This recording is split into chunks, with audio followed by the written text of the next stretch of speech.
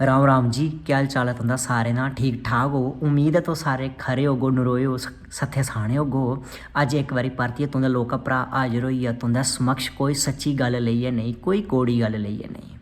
अज तुंदा लोका भरा तुंदा सारें दा जिन्ने भी मेरे भरा भाई देवियां सज्जन अपने डोगरे भरा जिन्ने भी बाहरले मुल्खें विच रवा करदे न जां फिर हिंदुस्तान दे विच रवा करदे न जां फिर जम्मू कश्मीर विच रवा करदे न, उंदा मैं सारें दा दिले दियें गहराइयें कन्नै मते कोला मता मैं धन्नवाद करना, कोटि कोटि प्रणाम करना। एक मैं 3 दिन पहले लोकां दा वीडियो पाया हा, उस वीडियो दे विच अ'ऊं गलाए दा हा कौड़ा सच दुनियादारी दा, और ओहदे विच तुसें इन्ना मिगी हिरख दित्ता है, इन्ना हिरख कीता है, मेरे कोल कोई भी शब्द नहीं हैन कि तुंदी मैं कि'यां किस मूहें कन्नै मैं तारीफ करां।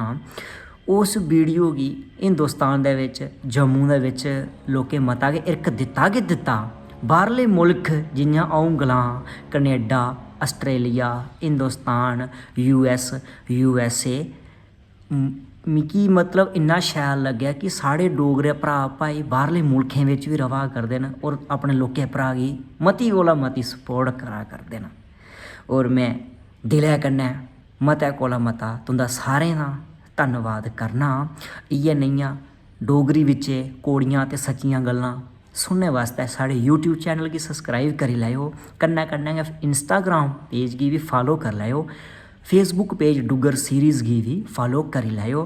तुंदा मैं मते कोला मता धन्नवाद करना। राम राम।